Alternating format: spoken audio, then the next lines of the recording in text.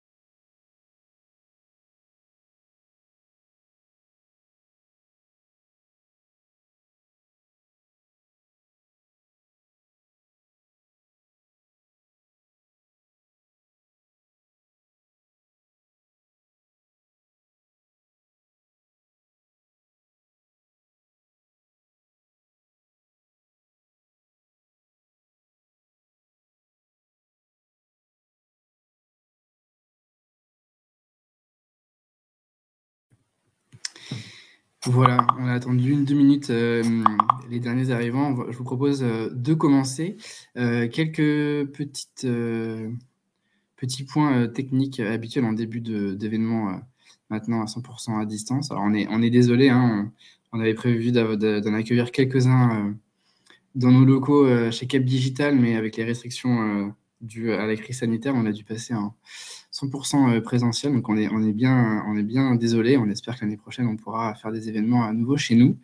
Donc d'un point de vue technique, comme vous le voyez, vous êtes déjà nombreux à vous être présentés, à dire bonjour dans le chat, et je vous invite à garder le chat vraiment pour, comme son nom l'échange, sur les échanges, et à poser vos questions exclusivement dans l'onglet questions, tout simplement parce que c'est plus simple pour nous derrière de les reprendre et de bien les poser. On va donc vous présenter le challenge avec le centre Léon Bérard, et puis on gardera la partie questions tout à la fin. Donc, posez-les au fur et à mesure, et puis on a un temps qui est dédié juste à la fin pour y répondre. Donc, commençons sans plus attendre avec un tour de table, et du coup, je laisse la parole à Olivia et Rodolphe pour se présenter. Bonjour à tous, donc Olivia Perrol, je travaille au Centre Léon Bérard au département prévention cancer environnement et je suis en charge de la coordination, structuration des parcours d'activité physique avec Rodolphe et plus particulièrement sur le volet de nos projets de recherche.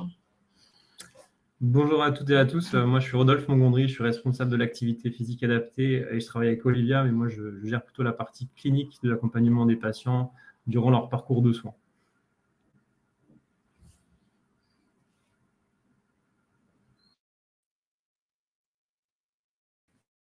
Pardon, Christelle, qui est avec nous, si tu veux dire un mot. Oui, bonjour à tous ceux que je connais et à ceux que je ne connais pas. Moi, je suis responsable de la filière santé numérique chez Cap Digital. Et bonjour à tous, Mélissa Gadala. Moi, je travaille dans l'équipe transformation numérique Open Innovation de Cap Digital sur les projets de type Challenge POC & Go, notamment avec Stanislas. Voilà, donc Mélissa l'a dit, on travaille tous les deux dans cette équipe Open Innovation et Transformation Numérique et on opère entre autres ces challenges du dispositif POC & Go. Je vais vous présenter très rapidement l'agenda de cette petite heure qu'on va passer ensemble, donc du coup qui va se décomposer en 4 temps. Le premier, c'est la présentation du centre Léon Bérard par Rodolphe et Olivia. Pour ceux qui ne nous connaissent pas encore, on a prévu une petite slide de présentation de Cap Digital et dans sa globalité des challenges numériques POC & Go, avant de redonner la parole à Olivia et Rodolphe sur justement rentrer dans le vif du sujet et la présentation de ce challenge. On reprendra la parole avec Mélissa pour vous présenter les modalités du challenge, à savoir comment participer, qui est éligible. Et puis, on finira du coup, comme évoqué, avec les questions-réponses.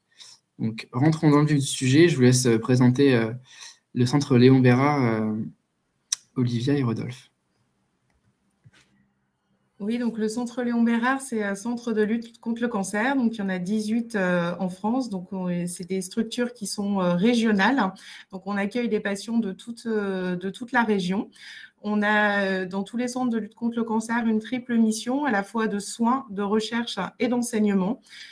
Donc pour la prise en charge des patients atteints de cancer. Donc, on vous a mis également quelques chiffres. Donc, c'est un peu plus de 1800 salariés donc, qui travaillent au centre Léon Bérard, 500 chercheurs, et on a plus de 38 000 patients accompagnés chaque année. Pour faire un petit focus sur l'activité physique adaptée, donc c'est une thérapeutique non médicamenteuse qui consiste à accompagner les patients durant leur parcours de soins, et ce, le plus tôt possible dès le diagnostic, pour apporter du coup des bénéfices aux patients sur leur santé et sur leur qualité de vie.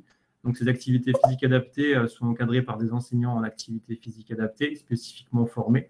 Et donc, au centre Léon Bérard, donc c'était le premier centre de lutte contre le cancer à proposer cette approche aux patients en 2010, pendant les traitements du cancer.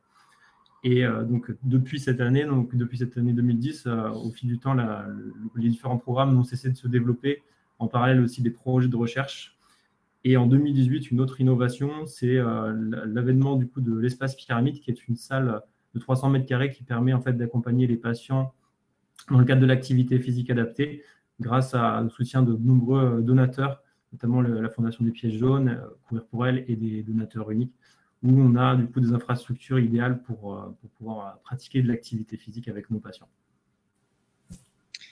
Et donc, du coup, pour continuer avec ces différentes innovations dont a parlé Rodolphe, et pour pouvoir aller au-delà de ce traitement médicamenteux et développer l'activité physique adaptée, Rodolphe et Olivia nous ont contactés justement pour pouvoir organiser un challenge POC & Go et pouvoir faciliter le suivi des patients tout au long du parcours de soins, et pouvoir créer une communauté et faciliter aussi la communication et les échanges entre les trois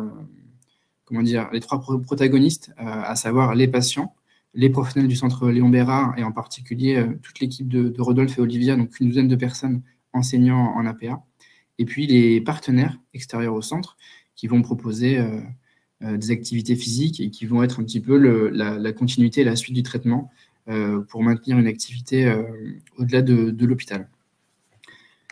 Donc voilà pour comment on a pris contact et comment on a évoqué ce challenge qu'on va vous présenter juste après. Je vous ai dit donc un petit mot sur Cap Digital pour ceux qui ne nous connaissent pas encore. Cap Digital, c'est un pôle de compétitivité qui a été labellisé par l'État en 2006. Aujourd'hui, on se définit comme un collectif d'innovateurs au service du numérique. On rassemble un millier d'adhérents, donc via Cap Digital, qui est une association loi 1901 à but non lucratif. Donc, on a été créé et on travaille au quotidien pour nos membres et pour nos partenaires. Et donc, parmi ces 1000 membres, vous voyez les quelques chiffres. On a 850 startups PME, 65 grands comptes. Par grands comptes, on entend des grandes entreprises, SBF 120, des ETI et puis des EPIC. On a également 70 EFR, donc des laboratoires de recherche, comme par exemple l'INERIA ou le CEA, pour ne citer que. Parmi tous nos membres également, une dizaine de fonds d'investissement et de réseaux de business angels, sans oublier une dizaine de collectivités, que ce soit la métropole du Grand Paris, la métropole du Grand Dijon ou la métropole européenne de Lille. On a un territoire d'expérimentation qui est assez large, avec plus de 12 millions d'habitants en France. On a la particularité d'être présent sur 2 régions, donc l'Île-de-France, historiquement Cap Digital, et puis les Hauts-de-France depuis 2020, puisqu'on a intégré le pôle du PICOM qui était dédié au retail. Cap Digital, ça représente 40 personnes, dont Christelle, Mélissa et moi, qui travaillons au quotidien pour Cap Digital. Et puis, on s'appuie également sur un réseau d'experts de 150 personnes qui viennent nous appuyer en fonction de leur expertise et de la thématique sur différents sujets. Entre autres, par exemple, dans le cadre du challenge POC & Go avec Léon Bérard, le centre Léon Bérard, parce qu'on a eu 3-4 experts qui sont venus nous aider pour cadrer ce sujet. Rapidement, Cap Digital, pour que vous ayez en tête, il y a 5 filières, 5 verticales principales. Forcément, du coup, la santé en numérique dont s'occupe Christelle. On a également historiquement l'ICC, industrie culturelle et créative, la ville durable, le commerce, le retail, et puis une dernière filière qui est un peu transverse, qui est autour des technologies de confiance et de l'IA, de la data. Après vous avoir présenté Cap Digital, vous dire juste un mot dans le cadre, le cadre global dans lequel s'inscrit le Challenge POC & Go. C'est dans le cadre donc, des PIA, Programme d'investissement d'avenir, en l'occurrence ici le PIA 2. C'est un programme donc, financé par BPI et la DGE, qui permet à un sponsor, qu'il soit public ou privé, qui a un besoin mais qui ne trouve pas de solution sur étagère, de pouvoir, via ce dispositif, s'appuyer sur des startups PME qui ont des briques technologiques existantes et qui vont pouvoir s'en servir pour pouvoir construire une solution, une réponse aux besoins sur mesure par rapport à ce que recherche le sponsor. C'est un dispositif qu'on a lancé, qu'on opère depuis 2015 à travers les challenges Big Data et maintenant les challenges numériques. On en a organisé une bonne vingtaine et si vous avez suivi un petit peu l'actualité, on a déjà lancé un challenge la semaine dernière pour SNCF autour de la géolocalisation et du guidage indoor. Hier avec Intermarché autour du comptage de flux à partir des caméras de surveillance. Et puis aujourd'hui, bien sûr, avec le centre Léon Bérard autour de l'APA. On va rentrer du coup dans le vif du sujet sur ce challenge et je redonne la parole à Olivia et Rodolphe. Alors tout à fait, je vous parlais du coup du challenge Connectons l'APA. Alors avant ça, du coup, un bref état des lieux sur l'existant. Aujourd'hui, donc les patients qui sont accompagnés au centre Léon Bérard, ils ont la possibilité de bénéficier d'un suivi en activité physique adaptée, quelle que soit leur pathologie, quel que soit leur âge. Donc on essaie de leur proposer à chaque fois une solution et un parcours qui leur convienne le mieux, un parcours en ambulatoire, en hospitalisation complète par exemple, que ce soit en chambre stérile, en séance individuelle ou collective, ou même des séances à distance pour les patients qui habitent plus loin, comme le disait Olivia tout à l'heure, c'est un centre de lutte contre le cancer régional, donc il peut arriver que les patients aient de la distance par rapport au centre. Donc on a plusieurs offres en activité physique à leur proposer, un hôpital de jour aussi également, et toujours on va être en lien avec, donc le patient sera au centre de cette démarche, on sera toujours en lien avec les autres professionnels de l'établissement, tels que les médecins du sport aussi de notre équipe, les oncologues, diététiciennes par exemple, kinésithérapeutes. Et aussi notre objectif à nous, enseignants en activité physique adaptée, c'est de faciliter à la fois la mise en pratique des patients durant cette période de leur vie, mais aussi d'avoir un impact préventif et de faire en sorte qu'ils puissent continuer sur le long terme. Donc c'est pour ça qu'aussi on est en relation avec des structures sportives extérieures pour en fait fluidifier et faciliter le parcours en activité physique de nos patients. Donc ça, c'est la partie vraiment pratico-pratique des patients. Ils peuvent avoir, par exemple, pour vous illustrer, des séances de pilates, de yoga, de gymnastique, de marche nordique. Donc c'est très varié et c'est en fonction des besoins et des attentes des patients.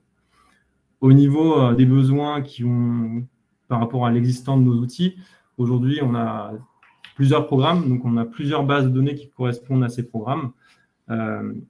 Et du coup, on va le venir juste après, ça va être l'un des points sur lesquels on aura besoin de développer, notamment pour faciliter le suivi des patients qui sont à distance ou des patients qui sont à domicile.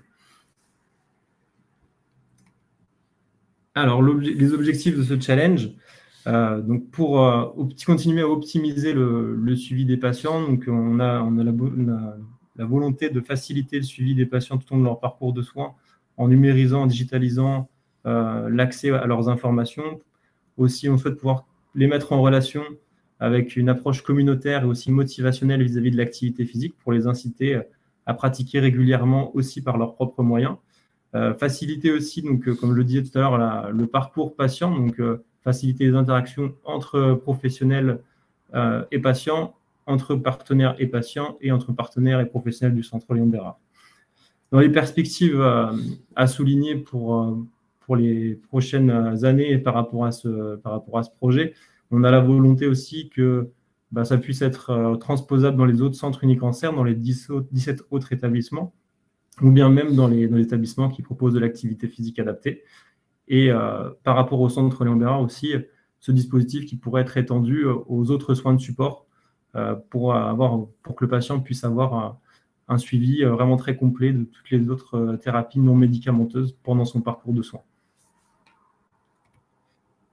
Alors, on a, comme le disait Stanislas, dans le cadre du POC & Go, on a réalisé des ateliers de cadrage avec des experts pour pouvoir cibler les besoins des différents usagers. On a aussi réalisé un travail collectif en amont qui visait à collecter les besoins auprès des différents utilisateurs, des futurs utilisateurs qui sont les patients, les professionnels du centre Léon Bérard et les partenaires du centre. Donc, on a réalisé différents brainstorming et ce qui a pu ressortir par rapport aux besoins du coup partagés par les différents utilisateurs, c'est qu'on a besoin d'un système de communication sécurisé pour pouvoir mettre en lien ces différents groupes, avoir aussi donc, cette plateforme qui soit ergonomique et facilement accessible et qu'on puisse recueillir des informations qui sont utiles dans le cadre du parcours en activité physique du patient. Par rapport aux éventuelles attentes aussi également par rapport à ce projet, c'est que le patient il puisse générer des documents qu'il puisse transmettre du coup à ses employeurs, par exemple, qu'il puisse avoir aussi accès à des vidéos directement sur la plateforme. Et on a pu réfléchir aussi à une manière de mettre en relation les patients les uns avec les autres sous forme d'un flashcode qu'ils peuvent justement scanner pour avoir accès au profil des autres utilisateurs. Alors, avant de préciser d'ailleurs tous les besoins, vous pourrez retrouver sur le site du POC & Go donc tous les besoins détaillés pour faciliter justement votre candidature dans le cadre du challenge. Donc, on a essayé après donc, de répertorier les besoins en fonction des différents utilisateurs.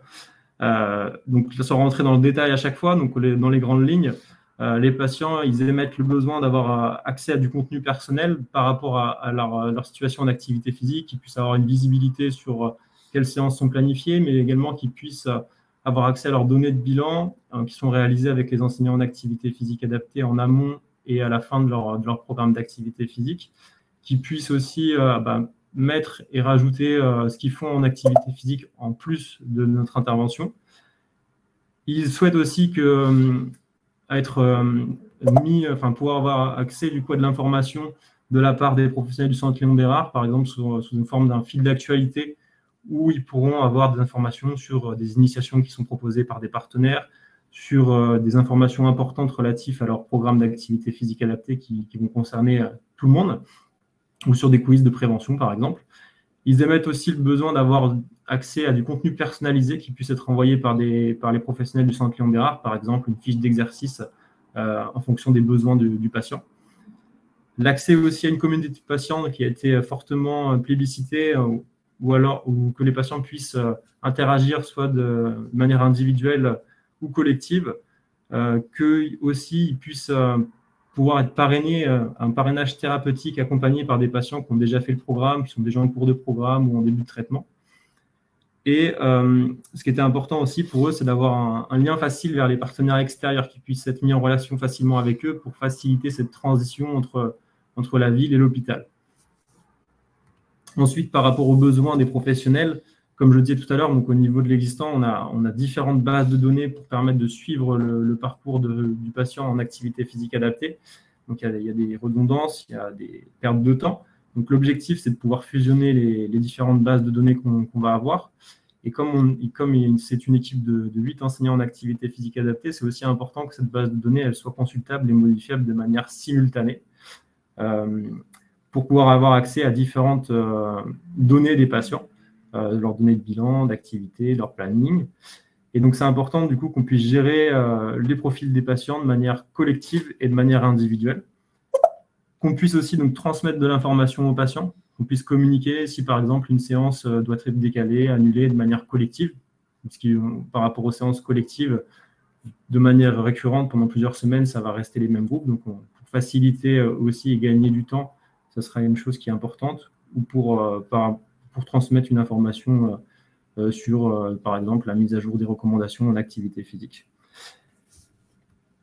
Voilà, par rapport aux besoins des partenaires, ce qu'ils ont pu identifier, c'est eux aussi avoir un accès au profil patient pour gagner du coup en efficacité aussi lorsqu'ils vont accueillir les patients dans leur structure, ne pas avoir besoin de refaire un bilan entier et pouvoir s'appuyer sur l'évaluation qui a été réalisée au centre Léon Bérard, pouvoir avoir aussi une idée un petit peu de la condition physique, de comment le patient était assidu, quelles étaient ses préférences en activité physique. Et pour eux aussi, c'est important que le patient puisse les contacter directement. Alors, soit par directement la plateforme, ou soit un formulaire qui soit généré. Lorsque le patient le remplit, il envoie un mail automatique à la structure. Alors, on n'est pas fermé sur la fonctionnalité, c'est plus le besoin général. Du coup, voilà, par rapport à tous les besoins que vous a présentés Rodolphe, donc ça fait pas mal de choses, et aussi parce que du coup, on a identifié nos 3 groupes d'usagers, donc c'est important pour nous que les besoins de chacun des usagers puissent être pris en compte. Après, comme on est dans le cadre du POC et que le délai est assez court pour le prototype, on a bien conscience que tous les besoins ne pourront pas forcément être couverts. Après, l'idée, c'est quand même de pouvoir avoir un candidat qui derrière pourra les couvrir, même si ça va au-delà du POC, puisque l'idée c'est de pouvoir après vraiment pérenniser cette plateforme dans notre utilisation quotidienne. Donc, on a à cœur d'avoir ça en compte. Et pour vous préciser aussi, donc pendant la phase de POC, on pourra tout à fait être amené à tester cette plateforme auprès des usagers. Donc, comme le disait Rodolphe, on a réalisé des brainstorming avec des représentants de chacun de nos 3 groupes. Et donc, les personnes sont tout à fait volontaires et pourront tester au cours du POC les phases de test. On pourra également vous mettre à disposition des données qu'on anonymisera, étant donné qu'on est dans le cadre de données de santé, mais qui pourront permettre de mener à bien le prototype dans le cadre du POC. Et pour vous donner un peu une illustration donc, sur les types de données qu'on utilise et du coup qui seront mis à disposition. Donc, ce qui concerne le patient, on va avoir à la fois, alors normalement, on a tout ce qui est coordonné, donc là, on ne mettra pas à disposition, mais en tout cas, c'est des choses qui, après, seront à intégrer dans la plateforme. On va avoir toutes ces données de bilan, toutes les séances qu'il a réalisées. Donc, ça peut être, donc il y aura tout son planning. Les données des bilans, donc ça va être des données anthropométriques, des données de la condition physique. Concernant les données que vont recueillir au niveau des professionnels, ça va être tout l'historique des échanges avec le patient, tous les types de traitements que le patient a pu recevoir, le type de cancer pour lequel il est pris en charge, s'il a des comorbidités, pathologies associées, etc., qui peuvent limiter la pratique d'activité physique. Et puis pour les partenaires, donc leur mettre à disposition aussi les données des tests de la condition physique, ce qui a été réalisé pendant les séances, le fait de savoir d'avoir accès au certificat médical d'aptitude à la pratique d'activité physique. Voilà, c'est pas exhaustif, mais c'est pour vous donner un peu une idée du type de données qui seront intégrées à la plateforme.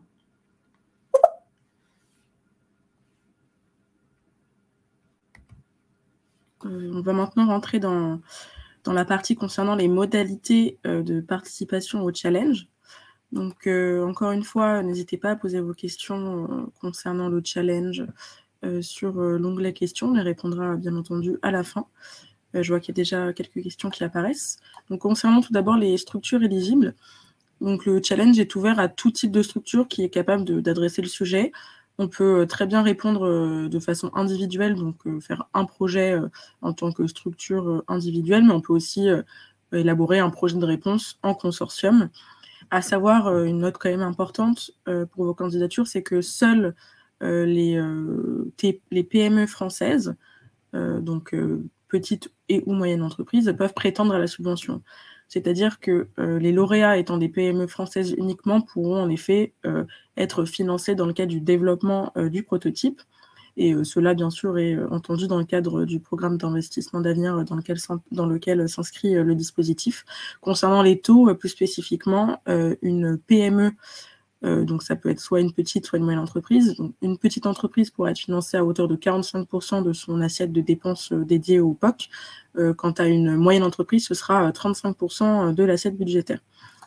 Pour revenir un petit peu sur le sujet des consortiums, donc encore une fois, si vous n'avez pas en interne toutes les compétences internalisées pour répondre à vous seul en tant qu'entité au projet, vous pouvez tout à fait vous allier à une autre structure dont les compétences seraient complémentaires aux vôtres.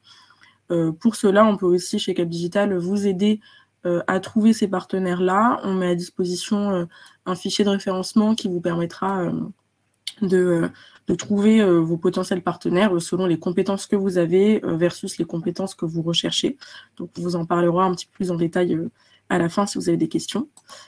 Concernant les modalités de la façon dont il faut participer, donc c'est très simple. Il y a tout d'abord un formulaire qui est en ligne sur le site POC & Go, ou qui le sera dans la suite de la journée.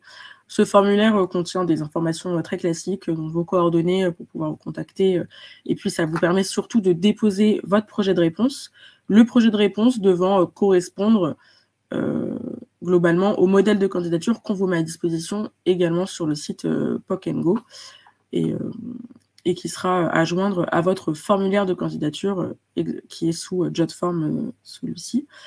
Concernant d'autres pièces que vous voudrez nous envoyer, ou si vous aviez des questions ou autres, vous pouvez tout à fait nous contacter, nous envoyer des éléments complémentaires via l'adresse mail pocandgo@capdigital.com si vous en avez besoin. Pour les différents bénéfices que peuvent vous apporter la participation à ce challenge et puis au challenge POC & Go en général. Donc tout d'abord, encore une fois, c'est la subvention. Donc pour ce challenge, on a une enveloppe de subvention de 70 000 € à répartir entre les projets lauréats. Donc à savoir qu'en effet, seuls les projets lauréats qui participent à la phase de réalisation pourront prétendre à accéder à cette subvention, que ce soit un candidat unique ou un consortium de candidats. Vous avez aussi l'opportunité de confronter vos visions aux experts du Centre Léon Bérard et des futurs usagers plus largement, donc les patients, les professionnels du centre, mais aussi les partenaires extérieurs. Donc, vous aurez l'occasion de tester la solution auprès de ces 3 types d'usagers en conditions réelles. Il y a aussi, bien entendu, la notion de visibilité que peut vous apporter ce challenge, la participation à ce challenge, étant donné que les lauréats pourront bénéficier d'une communication spécifique liée à votre participation en tant que lauréat, et bien entendu les perspectives économiques que cela peut vous apporter, étant donné que la phase d'expérimentation vous permettra de développer des nouvelles briques de votre solution ou de vos solutions, et puis cela représentera bien sûr des opportunités de marché in fine. Concernant les critères de sélection, donc on va revenir un petit peu sur le calendrier juste après, mais la phase de sélection se déroulera en 2 grands temps. Donc là, aujourd'hui, le challenge sera ouvert à candidature jusqu'au 2 février prochain. À compter du 2 février, démarrera donc la phase de sélection. Et celle-ci se déroule en 2 temps. Donc, il y a d'abord une présélection sur dossier. Donc, on va analyser dès le 2 février tous les dossiers qu'on aura reçus. Et puis, un certain nombre de ces dossiers seront sélectionnés pour participer au jury final qui, lui, aura lieu début mars, mi-mars, je crois même. Et ça permettra aux quelques présélectionnés de présenter leur projet au jury de sélection. Donc, pour ces différentes étapes de sélection, l'évaluation se fait selon 3 grandes catégories de critères. On a tout d'abord la pertinence du projet avec le dossier de candidature tout d'abord, mais aussi la pertinence de la solution que vous proposez par rapport aux besoins du sponsor. Il y a aussi la capacité à conduire l'expérimentation qui sera évaluée, donc avec la maturité technologique de vos solutions en interne, la solidité de la structure et aussi la qualité de l'équipe. Et bien entendu, le caractère stratégique du projet dans votre roadmap stratégique. Et pour finir, il y a aussi les perspectives de collaboration qu'on pourra évaluer avec le Centre Léon Bérard. Donc, cela s'évaluera par rapport au volet budgétaire que vous proposez, mais aussi au plan opérationnel que vous souhaitez mettre en place. Et puis, bien entendu, on pourra aussi voir les expériences en collaboration de ce type que vous avez déjà. On va maintenant passer à un autre aspect des modalités de participation, donc la propriété intellectuelle. Je vais laisser Stanislas prendre la parole. Merci Mélissa. Oui, rapidement pour vous évoquer la propriété intellectuelle, qui est une chose clé pour la BPI et la DGE qui finance ce dispositif, c'est que, bien étant donné tout ce qui a été fait avant le challenge et votre propriété intellectuelle, mais également tout ce qui sera développé dans le cadre du challenge. Le dispositif va jusqu'à la fin de ce prototype. Le prototype fonctionnel reste votre propriété intellectuelle. Et puis ensuite, libre à vous et aux sponsors d'évoquer d'autres possibilités, une cession, un rachat ou autre. C'est vraiment très libre par la suite. C'est plus dans le cadre du challenge. Mais voilà, tout ce qui est développé dans le cadre du challenge reste votre propriété et donc du coup peut être utilisé pour d'autres choses par la suite. On termine avant les questions par le calendrier du challenge. Donc, comme vous l'a dit Mélissa, là, on lance le challenge qui est ouvert jusqu'au 2 février. C'est une fenêtre de tir assez grande. Il y a les vacances scolaires qui sont dedans. Et ensuite, le 2 février, on clôture. On va prendre le temps d'analyser toutes ces candidatures, donc qui seront soit soumises par des entreprises seules, soit par des consortiums. Encore une fois, n'hésitez pas à revenir vers nous si vous souhaitez être mis en avant sur le document qui référence les acteurs pour des consortiums. Le 18 février, on fera cette étape de présélection pour regarder les 4-5 candidatures qui nous semblent être les plus pertinentes par rapport à ce challenge, qui seront soumis après les vacances de février auprès du jury, le 15, et avec un pitch et un temps d'échange de questions-réponses pour sélectionner le ou les lauréats qui réaliseront les prototypages entre mars et l'été 2022.